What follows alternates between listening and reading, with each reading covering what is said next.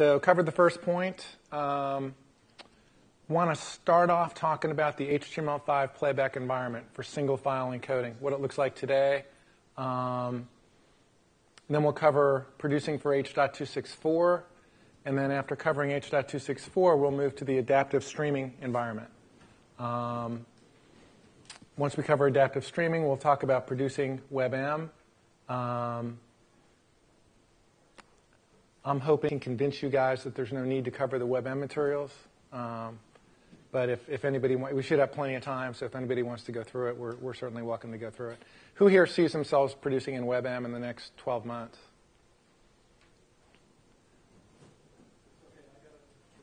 Okay. Well, you must know something we don't then. Okay, so when I look at the HTML5 playback environment, it really is a tale of two markets. There's the desktop market and there's the mobile market. And really, if you're producing video today, there's two markets you need to serve. There's the desktop market, and that's the one we've been serving for years and years and years, and then there's mobile. And two very different characteristics. You really need to approach them separately, both for single file streaming and for adaptive streaming. So when you look at a market for HTML5 playback, you've got to consider two aspects of that market. You've got to consider the HTML5 browser penetration and the HTML5 codec support within those browsers, right? So what do you need to play video on a desktop if it's presented in HTML5 format? You need an HTML5 compatible browser. If you don't have an HTML5 compatible browser, you can't play video presented in HTML5 format. So that's fundamental. You can fall back to Flash, and we'll talk about what that means in a second. But if you're thinking that you can drop Flash today, support only HTML5, you need to look at, okay, well, how many browsers currently support HTML5? So why don't we start there? And I guess just as an overview, the key benefit to HTML5 was death to plugins. I mean, there was so much animosity towards Flash. I mean, it was pretty much incredible. You wouldn't think that a piece of software that people could voluntarily download would cause so much animosity. But the iPad came out, HTML5 came to the forefront, and the key benefit was you don't need a plugin to play your video. I mean, that's what we find attractive about HTML5. The thing that you need to understand is that they supplied video decoding capabilities. So when I send a Flash file to the Flash player, the H.264 decoding necessary to play that file is in the Flash player. It's not in the browser. It's not on the computer. It's in the Flash player. So you download the Flash player to get H.264 decode capabilities, right? Now, in theory, HTML5 compatible browsers are supposed to supply the codecs now. They supply the players, no plugins needed. They supply the decoders. The problem with that is that not everybody is supporting the same codecs. Again, let's start with the browser penetration, then we'll look at the codec penetration. So for the video tag to work, the browser has to be HTML5 compatible, and the browser must supply the appropriate decoder. Obviously, two markets, we covered that, and two key schemas, single file and adaptive. So this is a website called netmarketshare.com. It's a free website. You can go there yourself. Talking 2 weeks ago in Streaming Media Europe. So these statistics are probably 2 weeks old. And this shows the browser penetration for HTML5 compatible browsers according to NetMarketShare. Now, again, you can download the PDF. These numbers will look fine on the PDF. I know they're a bit hard to see here. But in the top, I guess 7 or 8 browsers, Microsoft Internet Explorer 8 has a 24% market share. Now, Internet Explorer 8 is not HTML5 compatible. Internet Explorer 6 has a 7% share, and Internet Explorer 7 has about a 2.5% share. So if you add all those up together, you get 34%, which means that at the very most, if every other browser out there is HTML5 compatible, which of course they're not, then the percentage of HTML5 compatible browsers is around 66% of the desktops on the market. So if you went HTML5 only and didn't have fallback to Flash, you would lose 34% of the available viewers on the internet for desktop systems. So it's really critical you understand that because, I mean, there's a simple solution. You go HTML5 with Flash fallback. But if you think you can go without Flash fallback, it's kind of crazy at this point to even think that. So that's the browser penetration. No HTML5 compatible browser, no HTML5 playback. Doesn't know what a video tag is. IE 8 does not know what to do with the video tag. It knows what to do with the Flash player. So on the codec support side, this is what we see. There's 3 codecs, which really is 2. OGG Theora was kind of replaced by WebM. So the initial HTML5 compatible codec was a codec called OGG that was supported by Firefox all the way back to version 3.5, Chrome at version 5, and Opera at 10.5. H.264, the codec we all know and love because it plays on iDevices, and WebM doesn't, OGG doesn't. H.264 is supported natively without a plugin in Internet Explorer 9+, Safari 3.0+, which is pretty much all the Safaris that are out there at this point. It's supported in Chrome 6.0+, but it's not supported in Opera and Firefox. So if we go back here, we see that Firefox 15 has a 10% share in the HTML5 compatible market, which means those 10%, if you only send H.264 video, won't be able to play that video without a plugin. Also, Google, which now has a 14% share, promised in January of 2011 that they were going to remove the H.264 decoder from Chrome. And they confirmed that in May. And their reasoning was, well, we've got this great open source alternative in WebM. But they haven't done it. I think they'd be crazy to do it. But you kind of said we're not going to do it. So basically, the high-level message here is that you start out with HTML5, you've got 66% of the overall desktop market you can address. And to address that market, you've got to produce both WebM to address the Firefox and the Opera market, and H.264 video to support Internet Explorer, Safari, and Chrome. And Google may withdraw H.264 support from Chrome at any time. So that's kind of the situation from a codec and HTML5 browser support standpoint.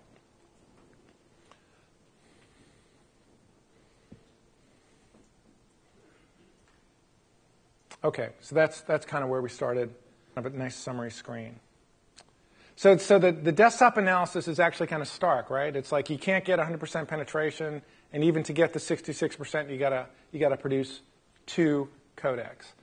On the other hand, in the mobile market, for single file delivery, the situation is much, much brighter because there's pretty much 100% penetration of HTML5 compatible browsers in iOS, Android, and Windows 8 phones and tablets, or Windows 7 phones and tablets as well. So, and even better, all of them play H.264. So if HTML5 has become the preferred way to distribute single files to mobile devices because it's simple, right? One browser, one codec. On the other hand, for desktops, the situation is just very much more confused. And it's important that you understand that, as you go out and start planning for your HTML5 conversion. So what are producers doing? How are they handling this? What they're doing is they're serving HTML5 files with Flash fallback. So we talked about the video tag way back at the start. So here's the video tag, and here's the first files that are being called by browsers that support HTML5. So you've got your video.mp4, and if you're in Internet Explorer or Safari or Chrome, you can play this MP4 file, which of course is an H.264 file. If you're in Firefox or Opera, you can play this WebM file. Okay, so this is HTML5 first, and then here comes the Flash fallback. So the browser looks at this and says, no, I don't know what that is. No, I don't know what that is. Oops, I do know what this is. And it starts playing the Flash. That's on the computer side.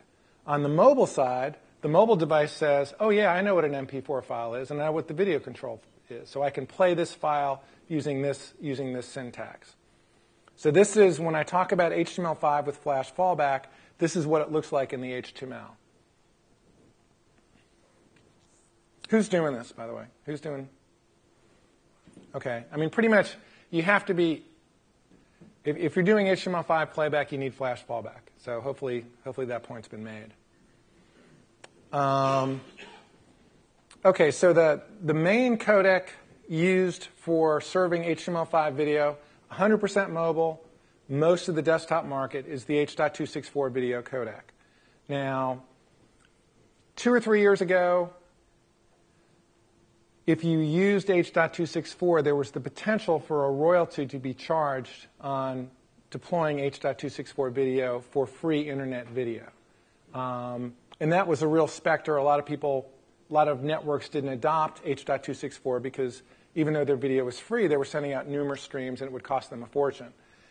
About 2 years ago, MPEG-LA, the committee that controls the patent group, basically said there's never going to be any royalty for H.264 video for free internet distribution. And that's, as long as it's free, if it's iTunes, if it's streaming, if it's web-based, there's never going to be a royalty. On the other hand, if you're selling your video, either subscription or pay-per-view, there may be a royalty, and that's something that you need to check.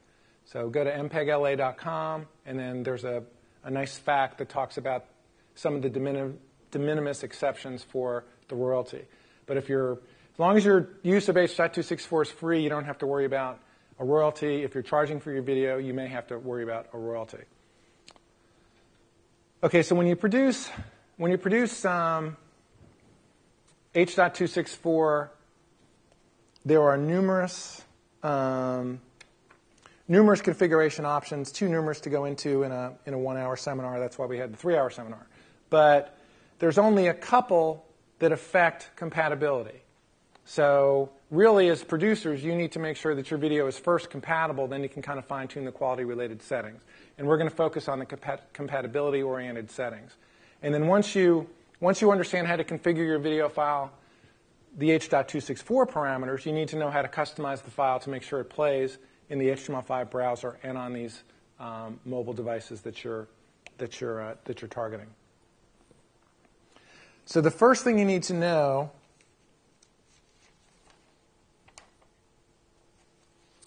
about H.264 encoding is what a profile is. And a profile over here, this is from Wikipedia, defines a set of coding tools or algorithms that can be used in generating a bit stream. So these are the coding algorithms and tools that can be used to generate a bit stream. And this is the baseline profile, the main profile, and the high profile. And these, if it's yes, it can use these tools, and if it's no, it can't use these tools. So the baseline profile uses fewer of these tools, and the high profile uses more of these tools.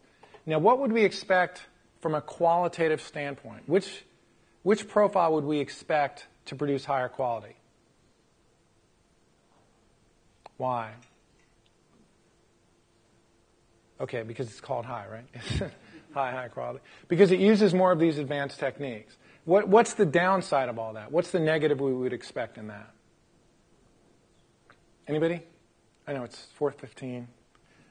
It's 7:15 East Coast time, but somebody's got to know this answer. Complexity. So what does that complexity translate to? Harder to decode. Okay? So, and this is all theory at this point. But in theory, the baseline profile is going to produce a file that doesn't look quite as good, but is easier to play back. And the high profile is going to produce a file that looks better, but is harder to play back. Okay, so that's kind of the trade-offs in the profiles. Why did the H.264 committee come up with these profiles? Because the first video-capable iPods didn't have a powerful processor, and they wanted to use H.264 video on these devices. So they said, okay, this device will put in a CPU powerful enough to decode baseline encoded video. And then as these devices got more and more powerful, as the iPad came out, this is an iPhone 4S, it could start to decode first main and then high. So really the profiles were put into place as a meeting point between the hardware producers and the video producers. If I want to produce video that plays on an iPad, I know for the iPad 1 it's got to use the main profile. If I want to produce for the first generation video iPad, I know I have to use the baseline profile. How do I know that? Because that's what Apple's specs tell me. Okay? So when you're encoding for multiple platforms, as we all are, you need to know the profile that each platform supports. Because if you want a file that will play everywhere, you've got to make sure that it will play on the lowest common denominator. So these are a bunch of the relevant categories that we care about, and these are the profiles that play on those categories. So if you use the baseline profile, the video file that you produce will play everywhere, assuming you don't exceed the listed level. We'll talk about a level is in a second. If you use the main profile, no matter what you do from a levels perspective, it's not going to play on pre-iPhone 4.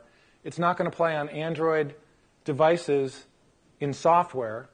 It might play with Android hardware, but we don't know that. The thing that Apple's done a wonderful job at, and we'll look at a description of that in a second, is they've specified, first of all, they have a limited number of devices. So, there's over the X years Apple's been producing iPods and iPhones and iPads, there's a limited set of devices with a known set of playback capabilities. So it's very easy to produce video for the Apple devices because there's so few of them and because their playback capabilities are so well defined. On the other hand, the Android market is the wild, wild west. There are many vendors out there. They're producing small devices that are low power, high power devices with big CPUs, but none of the Android vendors detail the playback capabilities as much as Apple does. And even if they did, there's too many of them to really group them into relevant categories. So with the Apple devices, you can really say, okay, I want this video to play on iPhone 4S's and above, and you know what profile to use. You can't do that with Android.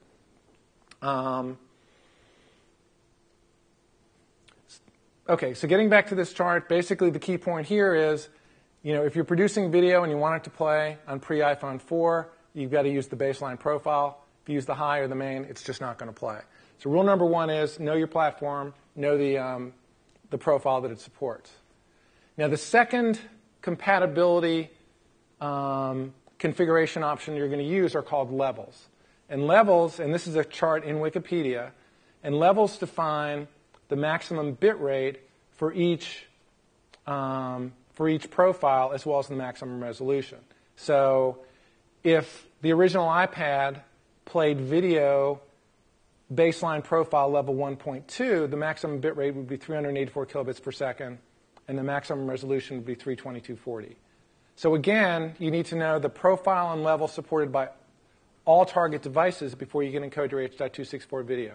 If you exceed the level and profile they support, the video file won't play. Okay, so this is why they exist. And so where can you find the profiles and levels? Here's the magic chart for iDevices. And again, this is available on the PDF you can download from my website right now.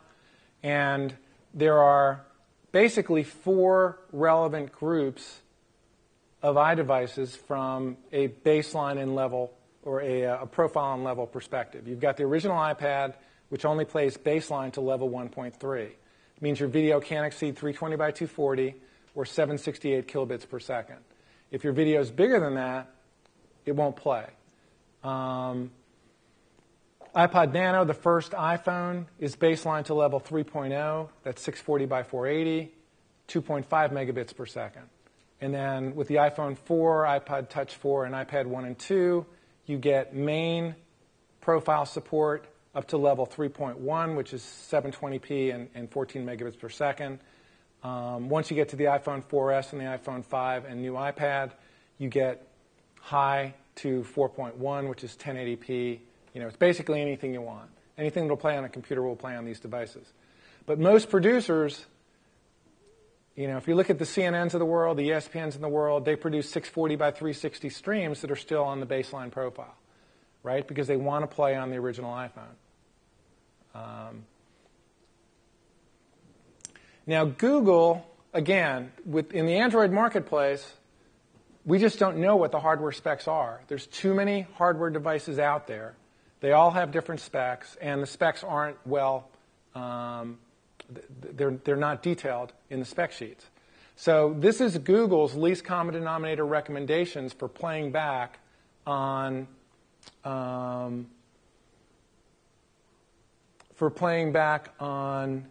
Android phones.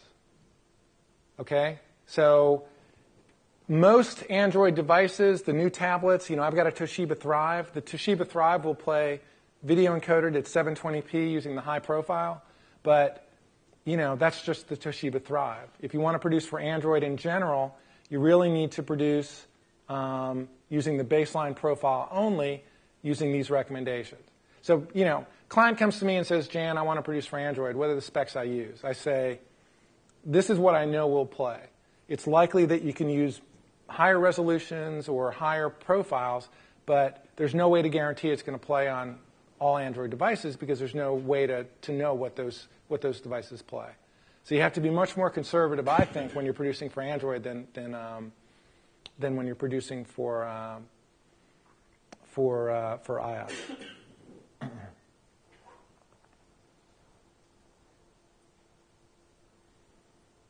Okay, and then who's producing for Windows 7 and 8? Okay, Windows 7.5 and Windows 8, as I learned very recently, has much higher specs than this. This is kind of conservative, but it doesn't look like a lot of people are producing for that platform. Anybody who's producing for Windows 8, come up to me after the class, and I'll put those updated specs for you.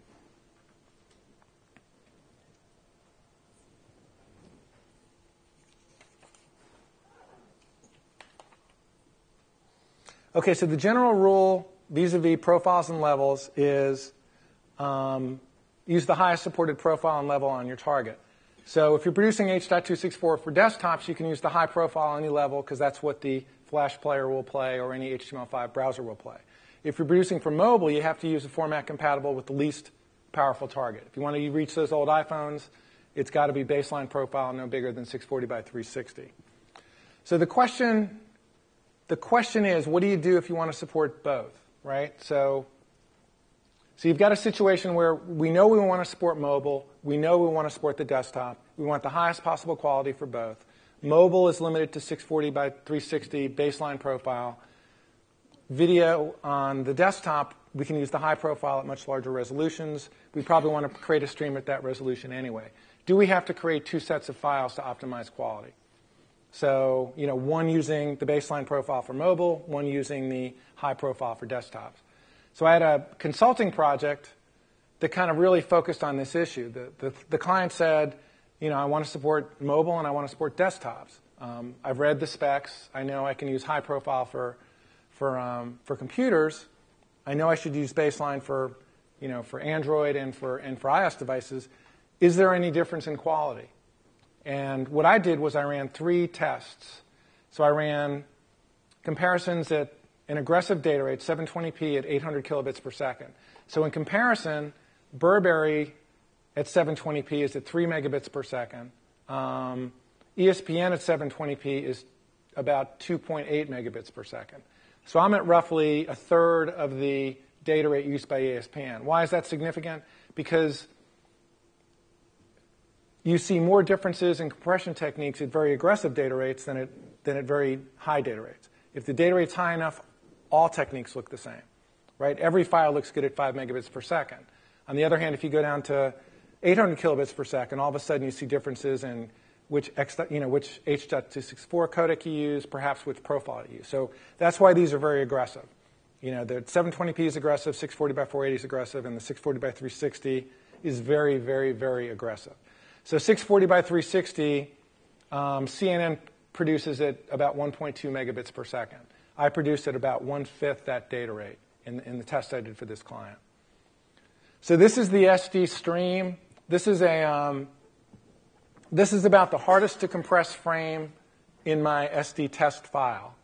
Okay, so this is at the end of a skating sequence. So it's very, very high motion, but there's very, very fine detail. And the fence back here, the fence back here, the fence over here, the fence over here. This is baseline profile. This is high profile. And I saw almost no difference between the two. So you can see these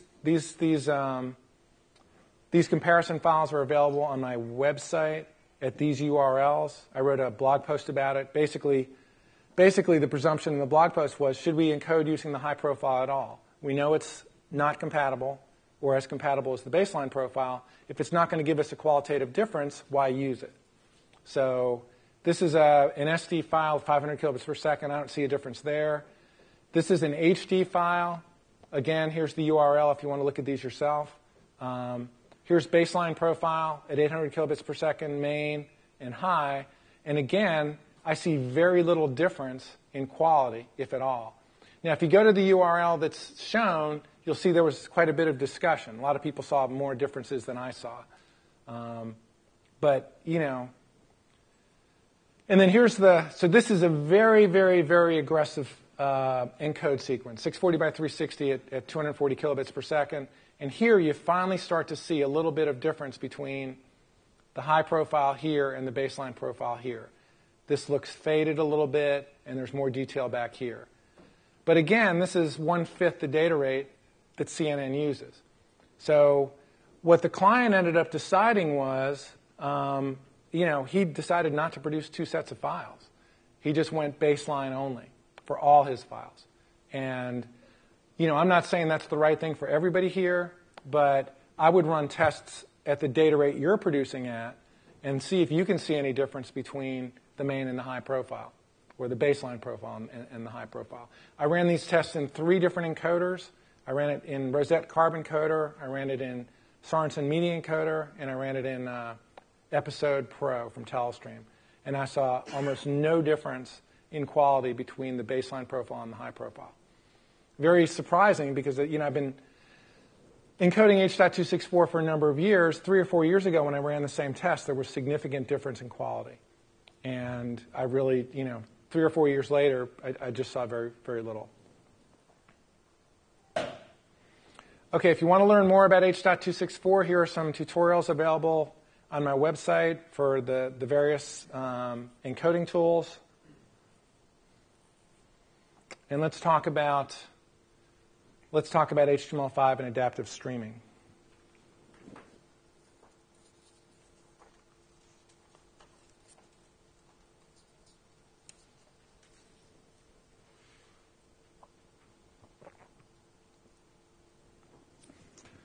Okay, so if you look at adaptive streaming today, most producers are producing 2 sets of adaptive streams. One is for the desktop, and usually that's Flash because that's 98% penetration, and the other is for mobile.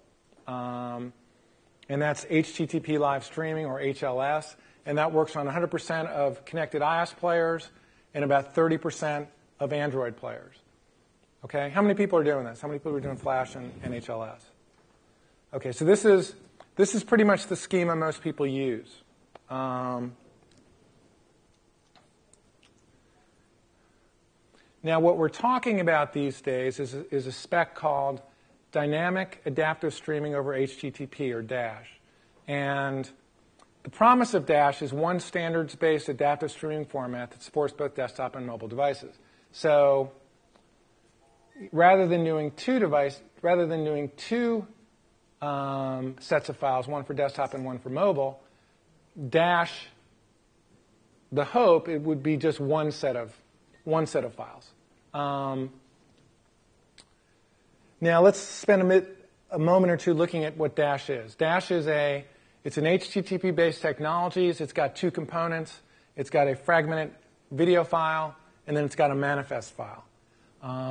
And that's just like HLS. HLS is HTTP based, got chunked video files, and it's got manifest files. So does smooth streaming. So does HTTP dynamic streaming for Adobe. Dash supports multiple codecs, multiple container formats, and multiple manifest file formats. And that flexibility is kind of a problem because, in order for Dash to be fully formed, every browser is going to have to support playback of the codecs that it supports because there's multiple codecs. That means the browsers have to support multiple codecs. It's got to support the multiple manifest files. You'd almost like to see a more focused spec so that more support for that focused spec could happen.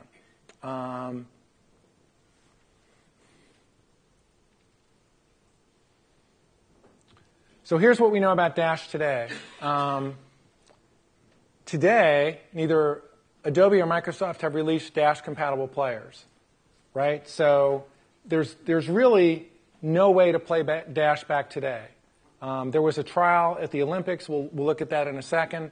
But Dash playback does not exist in a big way from the major plugin vendors.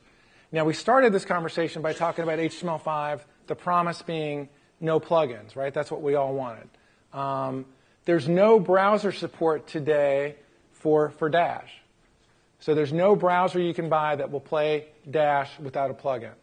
So again, that's the promise is one set of chunked files and manifest files that will play everywhere. Dash today really plays in nowhere. Neither Microsoft nor Adobe will withdraw their existing adaptive streaming technologies, so smooth streaming and dynamic streaming will be around. And Firefox still doesn't support H.264 playback. So even if Dash became a reality, you'd still have the whole codec, the dual codec issue. So if anybody thought Dash was going to be an immediate solution to their adaptive streaming needs on multiple platforms, it's just that, on the desktop, it's not certain. In mobile, neither Apple nor Google have announced Dash support. Apple was very active on the Dash committees. That's been very public. But they haven't come out and said, we're going to support Dash. And I don't know why they would, because HLS gives them a real competitive advantage. HLS is the technology that everybody's supporting on mobile. It's what most producers, the only mobile-based adaptive streaming support. If they support Dash, then Android supporting Dash and Apple supporting Dash means they don't really have an advantage. Today, HLS plays on all Apple devices, but only 30% of Android devices. If they support Dash, it kind of gives equality to the whole mobile market. I don't know why they would do that. Another point here is that even on mobile, you can have browser support for Dash in Safari or in Chrome. You can also have plugin support for Dash. And you'll start to see more plugin-based support for these standards than you will browser support. So I think that's how it's going to transition in. Yeah, are you familiar with the project GPAC, G-P-A-C-K, or G-P-A-C? I just heard about it today. It's an open source project that is both desktop, written in C, and they claim to run on iOS for Dash support. Is it a plugin or is it a? Yeah, it's a plugin for Mozilla. It's an executable that you make install. Yeah, I mean, it's the problem with all those things is that we talked about plugins being the goal of HTML5 was to avoid plugins. So now you've got a plugin solving. Flash does it today. So why should? Second, if you're a corporate producer, you really can't use something until you know it's ubiquitous. So if you've got an open source project then it doesn't. You need ubiquitous playback. That's why we want to see browsers. That's why we want to see it in. Adobe could support Dash tomorrow in the Flash player. If they do that, then all of a sudden people could say, well, okay, in 6 months, 95% of the people will have Dash capabilities. But a small open source project doesn't really buy anybody anything. I mean, it's kind of cute. It's kind of. I agree with you. I just wanted to bring it up. There is one if people want to play with it. Yeah, I mean, and that's what happens is that a small group comes out, proves the concept, but in terms of commercial reality to people, I mean, can NBC use that? I mean, if NBC said, you could see it, and I don't know if anybody's here from NBC or not, but you can see them in a room. It's like, we want to support Dash tomorrow, and it's like, well, there's an open source project that do it. Let's support Dash. I mean, they just need ubiquitous playback, and a small open source project doesn't really deliver that. So really, the promise of Dash, I think, is really not going to happen until you get it in the browser on both the on both the Apple and the Android platforms.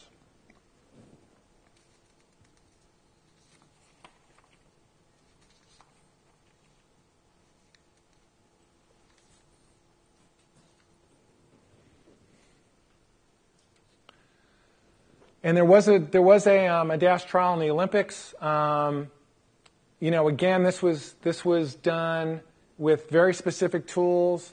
If you looked at the schema of this, I think Elemental was creating a live Dash stream that only played back on the iPad and iPhone, and then Wowza and CodeShop produced an on-demand stream that only played back in the Flash player. So all this is based on plugins. There's no standardized, browser-based tool, and there was no interoperability of the streams.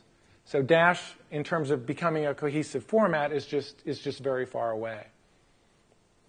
The Dash committee, there's going to be a meeting tonight. They are working on an H.264 only subspec that Adobe and Microsoft are supposed to support. That doesn't mean that Apple and Google will support it, and it obviously doesn't mean that Firefox will support it. I mean, for Firefox to support H.264 playback cost Mozilla $5 million. So they've resisted that to date, and It's not true. H.264 comes with native every operating system that Firefox runs on. So that's not true. Does not come on XP, and XP is still a huge share, and it's not on Windows 7. So no. And what Firefox has done is they're supporting H.264 playback on the Android platform, because H.264 does come on Android. But they are not supporting it when it's not native to the operating system, and it's not native in XP. And it may be I'd have to think through whether it's native in Windows 7. I don't know the answer to that question, but one of the workarounds that just came out with about 6 days ago on Windows XP, and it's a complete hack, but the development build of Firefox will take an HTML5 video tag, find out what the stream is, run it through the Flash plugin for you, and get the video prints back out and play it. So that they can, and they say that's the closest that they can do without licensing H.264 on it. Okay, so so if Flash isn't installed, you don't get playback. Correct. So they're still relying on the Flash player. On Windows XP. And Windows XP is what today?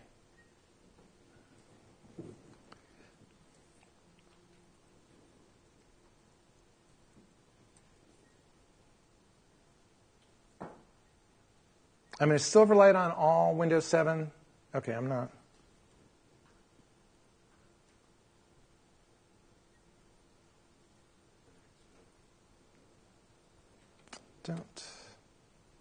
Okay.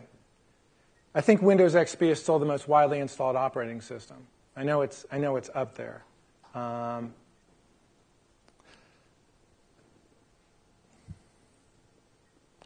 So essentially what you're saying is that Firefox has decided not to license. As far as I understand, that's as far as they're going to go for Windows XP. Okay. So I saw what they did with Android, but and the thing about Windows XP is it's a very, it's an old market, but it's a big market in corporations, it's a big market in government institutions, and it's a big market in education. So it's not something that a lot of people want to let go in the short term. So we've got the Dash committee working on the H.264 only subspec that Adobe and Microsoft will endorse.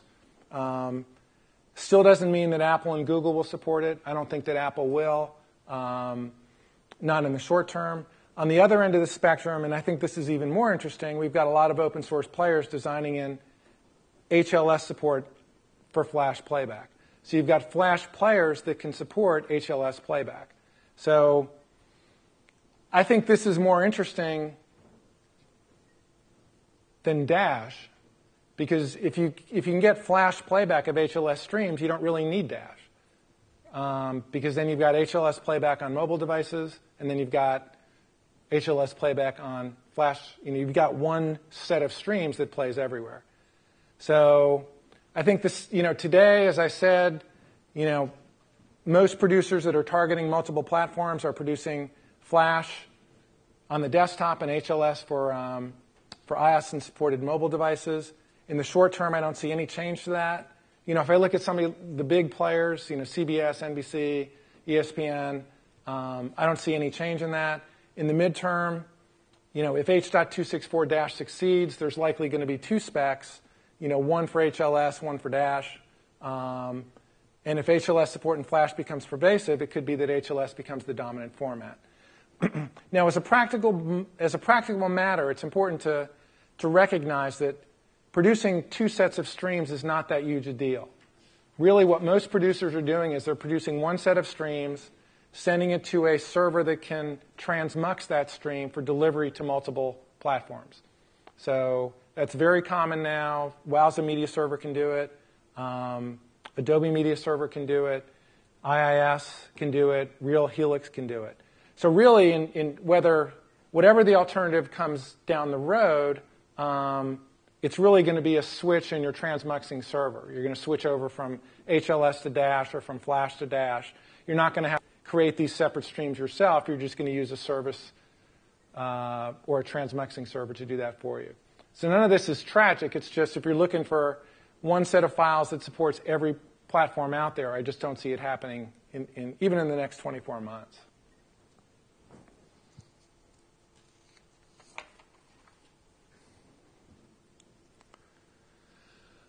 Okay, so that takes us to, well, go ahead. What about the DRM tag in HTML5? Do you see that progressing, or what's the story there? Those are the, so DRM, I think, to a degree, is handled in Dash as well.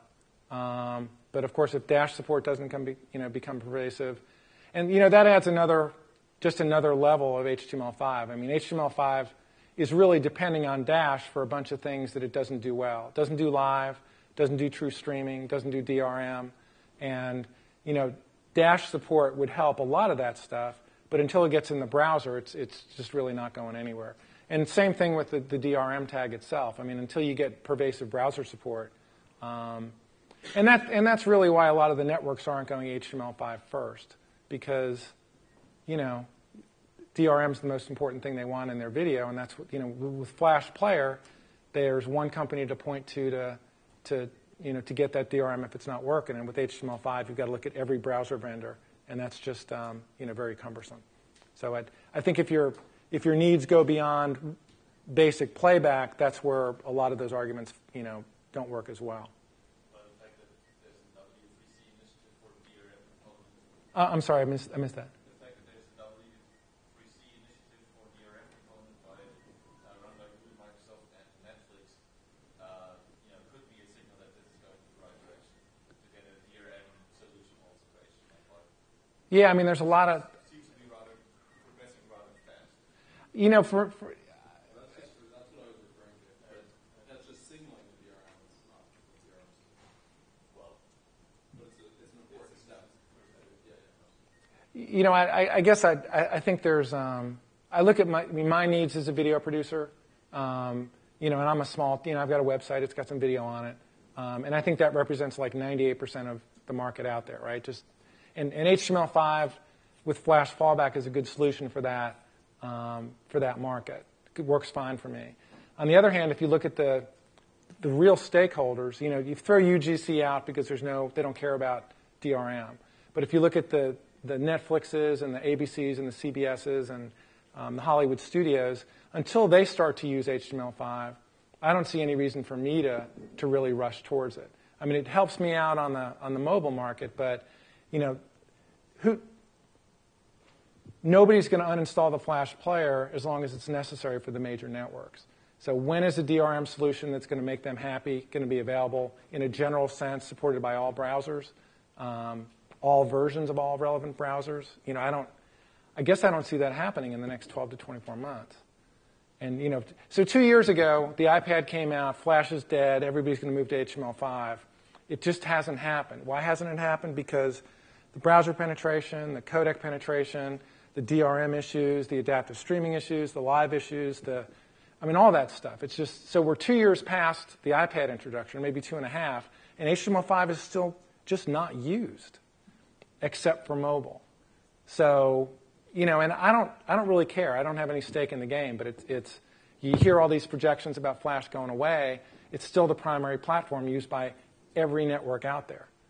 And maybe some things will happen to change it, but in the next 12 to 24, I just don't see it. Okay, how many people want to spend the last 15 minutes of their day-to-day at Streaming Media West on WebM?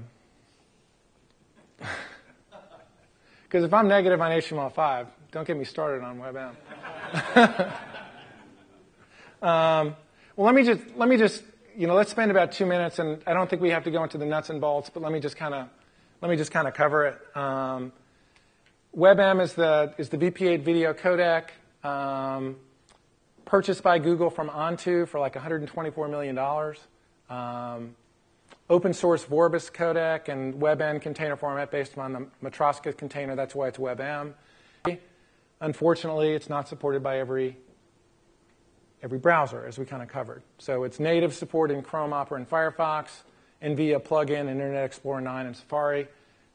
You can't count on viewers having that plugin. So, and the whole point of HTML5 is no plugin. So that seems like kind of a hack. So the big issue is, will WebM ever become relevant? Mozilla, as you pointed out, seems to be shifting their support towards H.264. These are quotes from Mozilla open source evangelist, and he's basically saying nobody's using WebM except for YouTube. In the meantime, Google said we were going to remove H.264 support from Chrome. They didn't do that. In the meantime, Chrome has jumped from nowhere to 14%, seemingly taking market share from Firefox. Firefox was the biggest browser that wasn't IE, 12 months ago, and now Chrome is. And, I think they'd be crazy to remove H.264 playback from Chrome, and they'd be suicidal to remove H.264 support from Android. So, so all that being the case, Google's committed to H.264, and that means, Mozilla is moving away from WebM because they're seeing it as not being adapted. Google is kind of waffling, and I just don't see it. There may be a reason or two to start thinking about WebM, but for general HTML5 penetration at this point, I just see WebM going away. I don't see any reason. I think the best thing WebM did is Google buying Onto and putting WebM out as a free solution, I think convinced the MPEG-LA group to not charge a royalty on free internet distribution of H.264. I think that was a great thing, and I think it killed people saying how wonderful Og Theora was when it was an awful codec. So it was kind of nice that WebM kind of put that talk to bed as well. But I just don't see WebM as going anywhere in the short term. So the bottom line is, for WebM, I think it's a great codec, great quality. If you want to, there are 3 credible approaches for producing it. Squeeze an episode, have equivalent quality. Squeeze gives you better control, and it's faster. So, if you're buying a tool to encode WebM, I think Squeeze is your best choice, though episode is fine. The quality was equivalent. Squeeze is faster, and you get more encoding options. My book. Okay, any more questions? Just one more. I missed the first 2 minutes. Maybe you could have mentioned it. So you're making recommendations for video for HTML5. What about audio? I'm sorry? What about audio in HTML5? When you say what about audio, what do you mean? I mean, if you make a recommendation on what producers or distributors should use to stream video in HTML5 browsers, what's your recommendation on the audio portion? I haven't focused on audio. I apologize for that.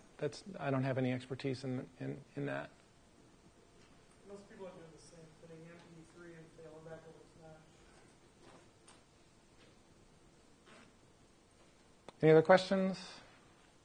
Yes. So when Apple has their recommendations, when we're talking HLS, all the different bit rates you're supposed to do, it's always struck me as a little bit excessive.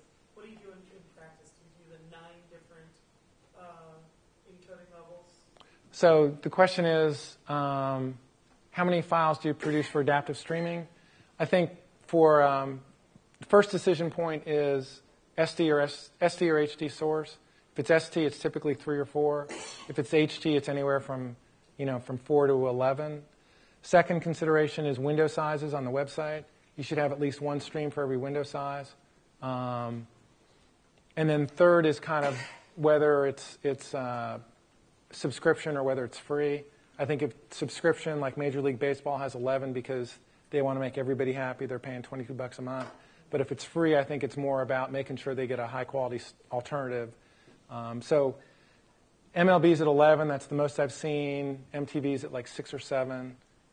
Turner has been at 4 or 5 for some of their big events, even though those are all HD streams. Most of the consulting projects I've done are SD, and they're maximum 3. There is some level of minimum number of profiles for a native app, and I don't know what that is. One that we ran into particularly was they required that you have a 64K audio stream. That's correct. Which is ironic because we serve the debt. So, yeah. And can you speak to that? Do you know beyond just that audio stream, what do they require for native app? Okay, so the statement is if you, in order to get an app approved in the App Store, if you use video that's longer than like 10 minutes, you got to use adaptive streaming rather than single file streaming. I don't know what the minimum limits are. Why don't you email me that, because that sounds like something good for me to know, and I'll figure it out and email you back. Any other questions? Going once? Going twice? Okay, thanks very much.